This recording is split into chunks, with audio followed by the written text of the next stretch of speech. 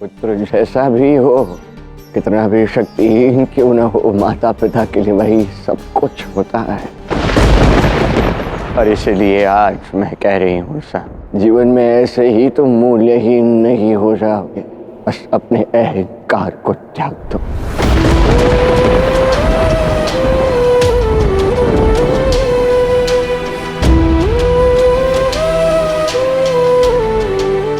कहना क्या चाहती हो तुम? यही कि गुरु से ही तो गोविंद मिलते हैं। जाओ गुरु संदीपनी के पास जाओ, उनसे क्षमा मांगो, उनके चरणों में बैठो। जो भी तुमने कर्म किए उनके लिए उनसे क्षमा मांगो, सब ठीक हो सकता है। नहीं, मैं उनसे क्षमा नहीं मांगूंगा। उन्हें ईर्ष्या है मुझसे, मेरी शक्तियों से। ऐसा कुछ नहीं है साहब। विश्व विश्वास में वास करता है। जाके अपने गुरु को विश्वास दिलाओ कि तुम सुधरना चाहते हो। उन्हें विश्वास दिलाओ कि तुम कर्तव्य निभाना चाहते हो सकता है तुम्हें तुम्हारी शक्तियों को न मिल जाए साहब। तत्पश्चात कुछ अनुचित मत कर, और ये भावना त्याग दो। किसी के मन में तुम्हारे लिए कोई द्वेष नहीं है साहब। सभी तुमसे प्रेम करते हैं। तुम्हारे भाई, तुम्हारे गुरु तुमसे प्रेम करते हैं। राधा, तुम्हारे पिता श्री कृष्ण तुमसे प्रेम करते हैं। मैं भी तुमसे प्रेम करती हूँ साहब। आप? कदापि नहीं। आप मुझसे प्रेम नहीं कर सकती। आपने तो सदा मुझे तंग किया है, मुझे उद्दंड माना है। तुम्हें सुधारने के लिए साहब, केवल तुम्हें सुधारने के लिए। सत्य कहूं तो मैं यहाँ आई ही तुम्हारे लिए थी। अब जाओ साहब, जाओ गुरु संदीपनी के पास जाओ, उनके चरण पकड़ो, उनसे क्षमा मांगो, उन्हें विश्वास दिलाओ साहब। जो श्राप देता है वही वरदान भी दे सकता है साहब। और मैं नहीं चाहती कि तुम्हें कोई श्राप मिले। अब जाओ पुत्र।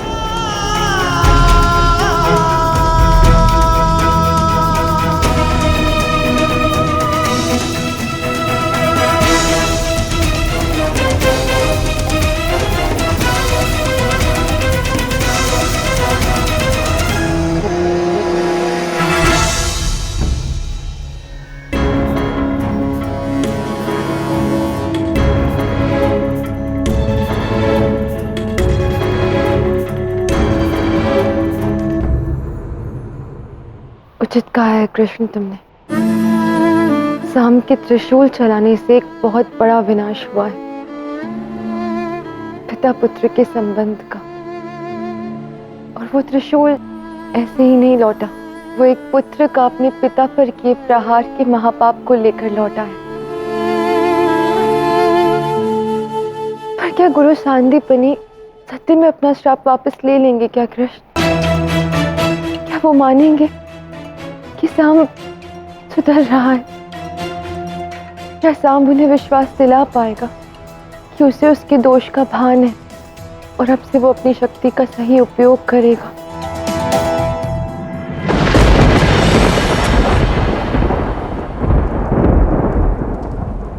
मुझे क्षमा कर दीजिए आचार्य। मुझसे बहुत बड़ी भूल हुई है, किंतु मुझसे मेरी शक्ति मत छीनिए। एक योद्धा अपनी शक्ति के बिना क्या कर पाएगा आचार्य? आप ही बताइए। ओम, तुम्हारी उपस्थिति मुझे अत्यधिक क्रोधित कर रही है। चले जाओ, अन्यथा मैं तुम्हें पुनः श्राप दे दूंगा। इस समय अगर तुम्हारी कोई सहायता कर सकता है तो वो है तुम्हारे अपने पिता कृष्ण। जाओ, उन्हीं के पास जाओ।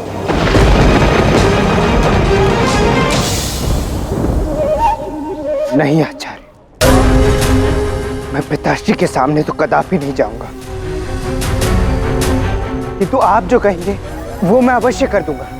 ओम, तुम फिर से कृष्ण के लिए विष उगल रहे हो। तुमने फिर से अपराध किया है और इस अपराध के लिए मैं तुम्हें अपने आश्रम से निष्कासित करता हूं, निष्कासित करता हूं, निष्कासित करता हूं, निष्कासित।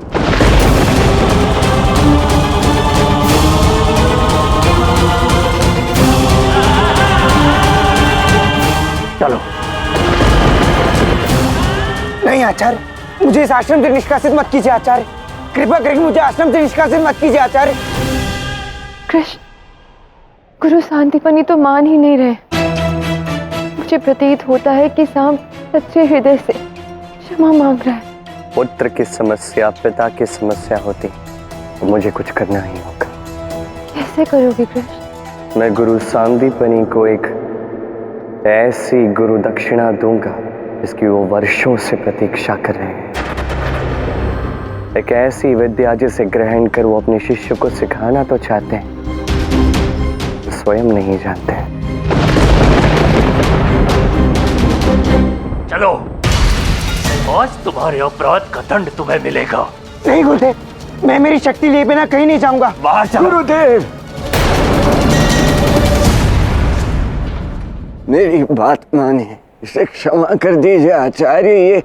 ये बस एक बालक ही तो है। नहीं अच्युता जी, पिछली बार आपके कहने पर मैंने इसे छोड़ दिया था, परंतु इस बार इसने अपराध की पराकाष्ठा पार कर दी है। मुझे विवश मत कीजिए, अन्यथा इसके साथ साथ मैं आपको भी आश्रम से निष्कासित कर दूंगा। देखिए आचार्य, सांब एक योद्धा है। एक योद्धा बिना अपनी शक्ति के कैसे जीवित रह पाएगा? थोड़ी तो दया दिखाइए ना। इतना कठोर दंड मत दीजिए। शक्तियों को धारण करने का संयम नहीं है इसमें।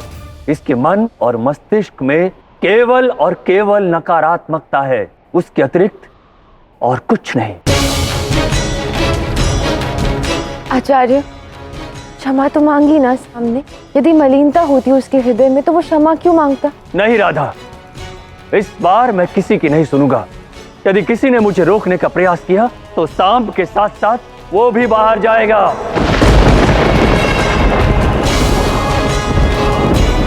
यदि ऐसी बात है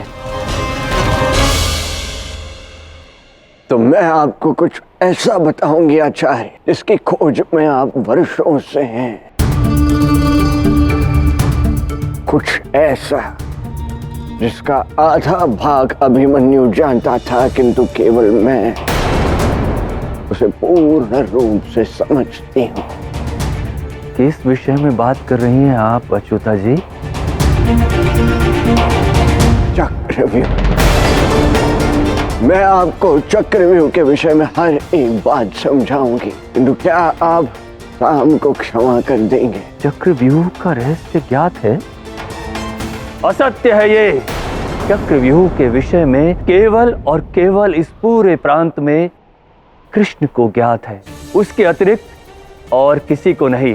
विश्वास कीजिए आचार्य, मैं चक्रव्यूह सिखा सकती हूँ। नहीं अच्युता जी, ये चक्रव्यूह जानने और ना जानने की बात नहीं है। श्राप तो मेरे मुख से निकल चुका है और मैं उसे वापस नहीं ले सकता। यदि इसके पिता कृष्ण स्वयं इसे क्षमा करें उस अपराध के लिए जो अपराध इसने उनके विरुद्ध किया है, तो कदाचित मैं सांब की सहायता का प्रयत्न अवश्य करूंगा।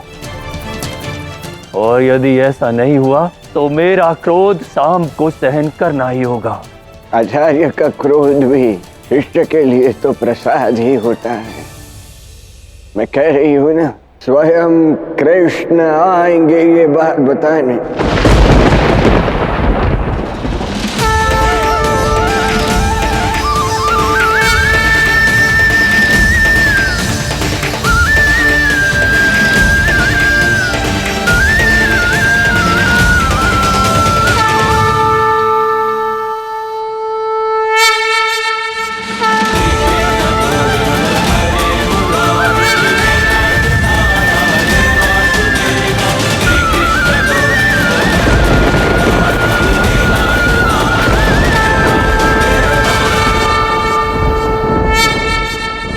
मेरा कृष्ण का संबंध ही कुछ ऐसा है।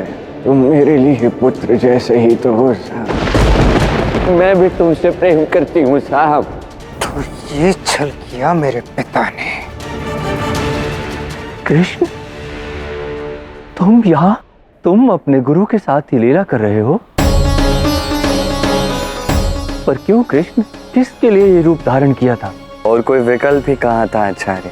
सांब यहाँ के हर एक धर्मशास्त्र के आचार्य को यहाँ से भगा रहा था, इसलिए ये रूप धारण करके यहाँ पे आना ही पड़ा, अपने पुत्र को शिक्षा देने।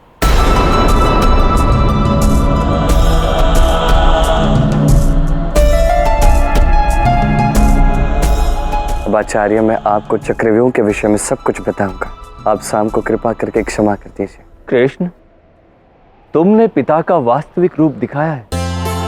पुत्र ने तुम्हारा संहार करने का प्रयास किया और तुम पुत्र को क्षमा करवाने के लिए, चक्रव्यूह का रहस्य बताने के लिए उद्यत हो गए। कर्तव्य नहीं, पाखंड था ये। कितना बड़ा खेल खेला मेरे साथ, बहरूपिया बनकर मेरे साथ छल किया। नहीं चाहिए मुझे कोई शक्तियां इनकी सहायता से।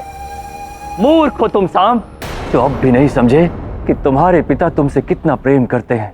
वो रहस्य खोलने को तैयार है जो आज तक इन्होंने किसी को नहीं बताया। सत्य में सांब, तुम यहां रुकने के पात्र नहीं हो।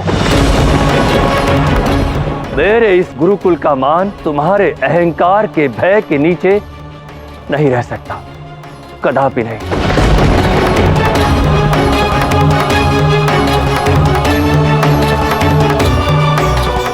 कृष्ण, इसे द्वारिका ले जाओ, पर तुम्हारा मान तो मुझे रखना ही होगा। इसलिए मैं अपने श्राप को कम कर देता हूं। केवल कृष्ण ही सांब की दुष्टता पर अंकुश लगा सकते हैं।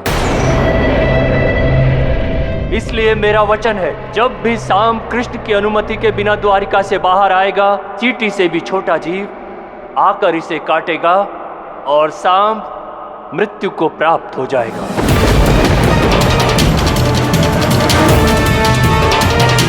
कदापि नहीं। हिमांशु में शिव का आशीष और मेरा प्रारब्ध एक सारथी के हाथ में कदापि नहीं दिया जा सकता।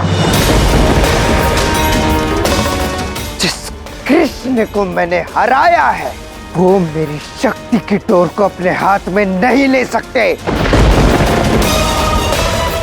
वापस ले लीजिए अपना ये आशीष गुरुदेव। नहीं चाहिए मुझे ये वरदान, नहीं चाहिए। अपने नेत्रों से द्वेष की पट्टी खोल दो, अन्यथा कुछ भी देखने योग्य नहीं रह जाओगे।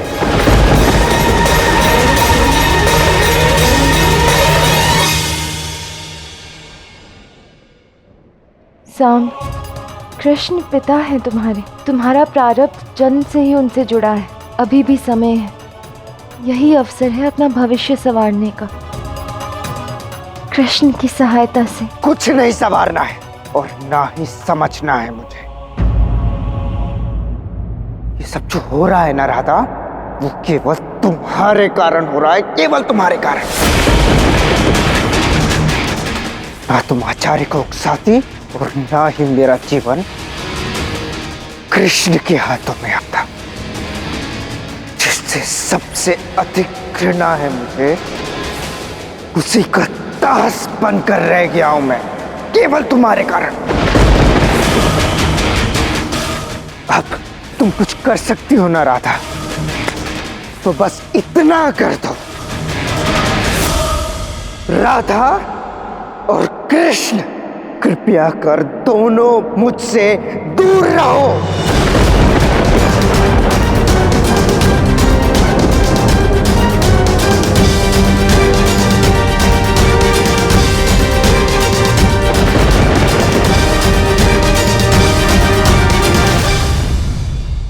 सांब,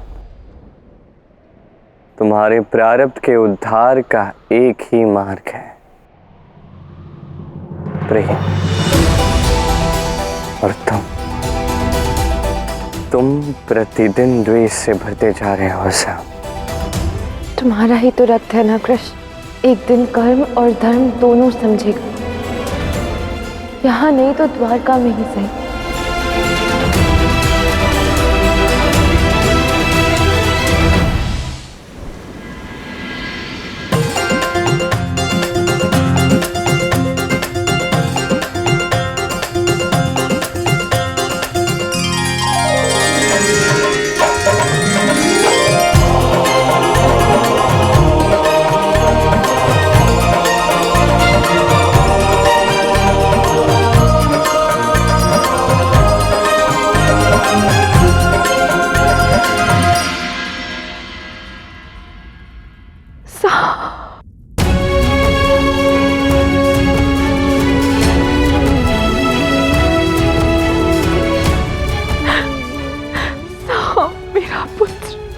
माता,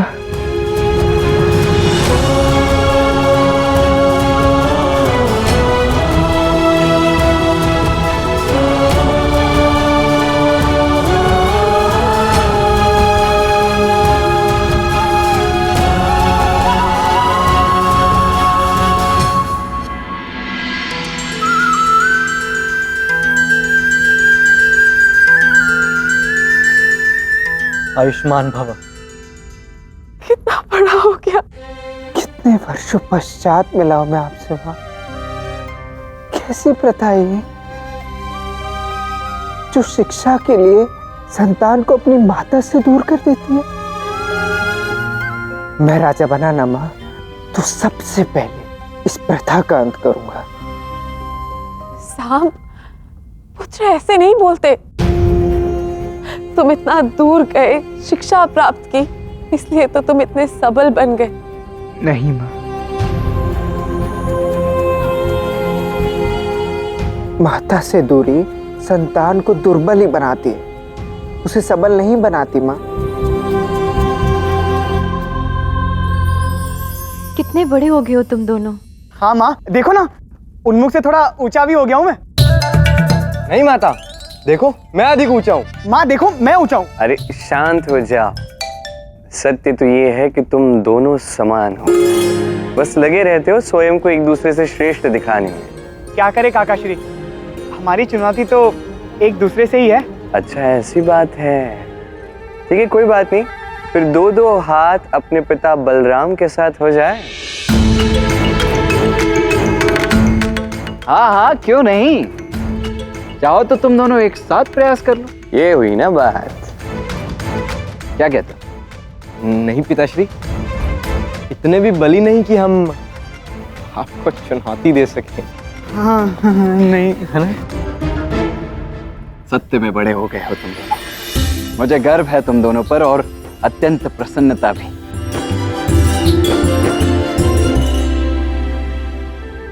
क्या देख रही है आप माता? तुम्हें कहीं चोट तो नहीं लगी? नहीं, मैं बिल्कुल ठीक हूँ। चोट नहीं लगी। योद्धा को प्रशिक्षण में चोट नहीं लगी। तुम प्रशिक्षण करने गए थे कि विश्राम करने? आप भी ना बालक को चोटिल करना चाहते हो। योद्धा मैं बन के आया हूँ, परंतु द्वंद आप दोनों कर रहे हैं।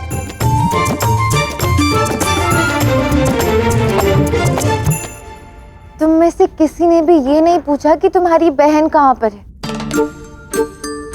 उसे भूल गए क्या? प्रतीत तो यही होता है। नहीं, मैं तो बस पूछने ही वाला था। हाँ हाँ, कहाँ है वत्सला?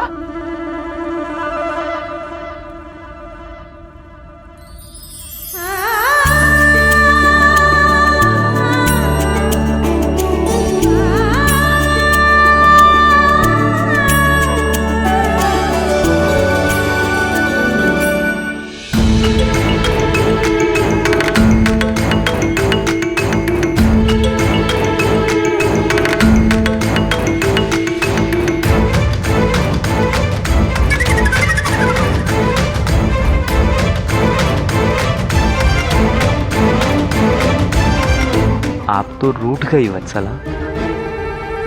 वत्सला, अब मान भी जाओ ना। नहीं मानूंगी और ना ही स्वागत करूंगी। किसी ने यहाँ आकर मेरे विषय में कुछ नहीं पूछा। हम तो पूछने वाले थे, परंतु माताएं इतनी भावुक हो गई कि श्रेष्ठ सब भूल गए। हाँ, हम तो तुम्हारे लिए भेंट भी लाने वाले थे ना। तो लाओ मेरी भेंट। भेंट सांब, सांब के पास भेंट है ना सांब?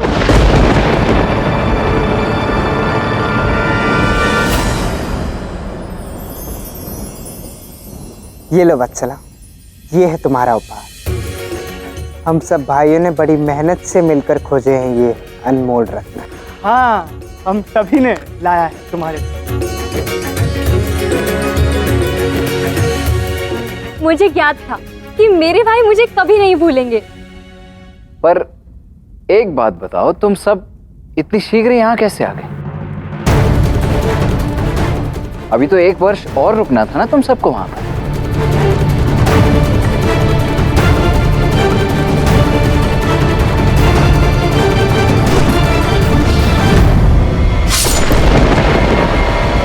मैं तुम्हें अपने आश्रम से निष्कासित करता हूं।